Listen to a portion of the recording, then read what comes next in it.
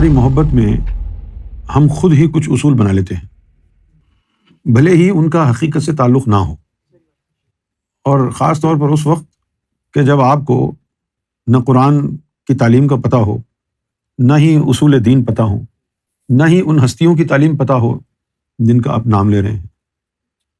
یہ جو سلسلہ ہے ولایت کا، روحانیت کا، یہ چلتا آ رہا ہے۔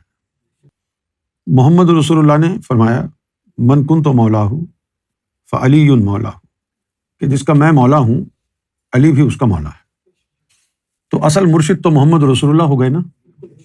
اگر وہیں پر اسٹاپ لگا لیتے، ولایت آگے نہ بڑھتی، تو پھر کیا کرتے؟ لیکن مولا علی تک ولایت پہنچی، پھر مولا علی نے باقی دنیا کو فیض دیا نا۔ زمانے گزرتے جاتے ہیں، اسی تعلیم کو، اسی نور کو اللہ تعالیٰ مختلف ہستیوں کے سینے میں منتقل کرتا جاتا ہے، تاکہ زمانہ گزرنے کے بعد آنے والی نسلوں کو بھی وہی فیض ہو سکے۔ اچھا، اب زبانی طور پر اگر ہم یہ کہیں کہ بھئی میں مولا علی کے علاوہ کسی کو مرشد نہیں مانتا، تو پہلی بات تو یہ ہے کہ کیا زبان سے کسی ہستی کو مرشد کہہ دیں تو وہ مرشد بن جائے گا؟ اگر زبان سے ہی کہنے سے مرشد بن جائے کوئی، تو ایک قدم آگے بڑھا کے ہم کہیں کہ میں محمد رسول اللہ کے علاوہ کسی کو مرشد نہیں مانتا۔ یہ تو آپ کا ماننا اور نہ ماننا ہے نا۔ کیا اللہ اور اس کے رسول کا قانون بھی یہی ہے؟ نہیں، اللہ اور اس کے رسول کا قانون یہ نہیں ہے۔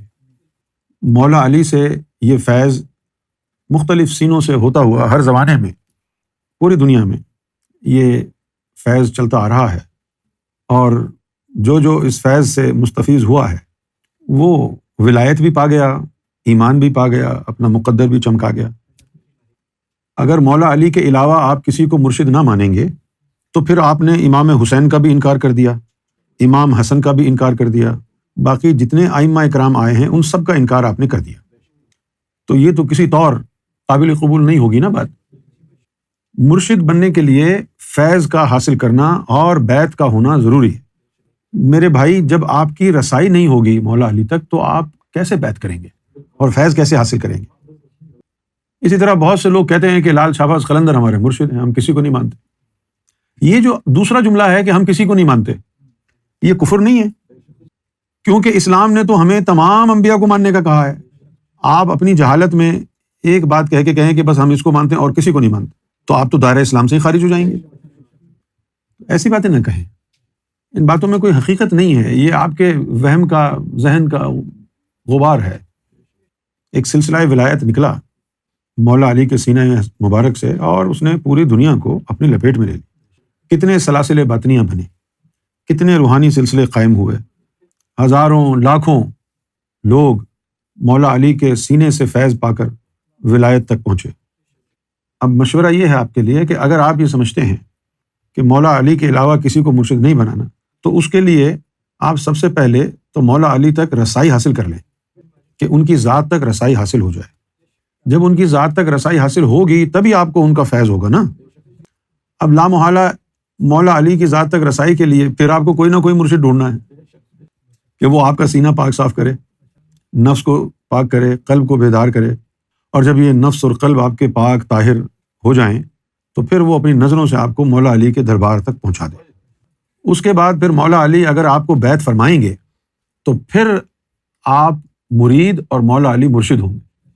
بغیر بیعت کے، بغیر فیض کے زبانی طور پر آپ کہہ دیں کہ مولا علی میرے مرشد ہیں، اس بات میں دم نہیں ہے۔ اس کا ایک طریقہ کار ہے۔ اگر مولا علی کسی کے مرشد ہو جائیں تو پھر اس کو کیا ضرورت ہے کسی چیز کی؟ اب دیکھیں، آپ کے جو جملہ ہے اس میں ہے کہ میرے مرشد صرف مولا علی ہیں۔ آپ مجھے بتائیں کہ مولا علی کیسے دکھیں گے مجھے؟ اب اگر کسی کا مرشد مولا علی ہو تو مولا علی کے علاوہ کسی اور کا محتاج ہوگا وہ بندہ؟ نہیں ہوگا نا۔ ایک تو ہماری محبت ہوتی ہے نا، اس محبت میں ہم بہت ساری باتیں کہتے ہیں کہ جی ہمارے لیے تو یہ ہے، ہمارے لیے تو وہ ہے، لیکن اس کے ساتھ ساتھ اللہ کا فرمان، رسول اللہ کا فرمان، قرآن و حدیث بھی تو ہے۔ دین تو انہی کے اصولوں کے مطابق چلے گا نا، جنہوں نے دین بھیجا ہے، جنہوں نے دین بنایا ہے۔ میری رائے اور آپ کی رائے کی دین میں کوئی حیثیت نہیں ہے۔ دین اللہ اور اس کے رسول کے اصولوں پر چلتا ہے۔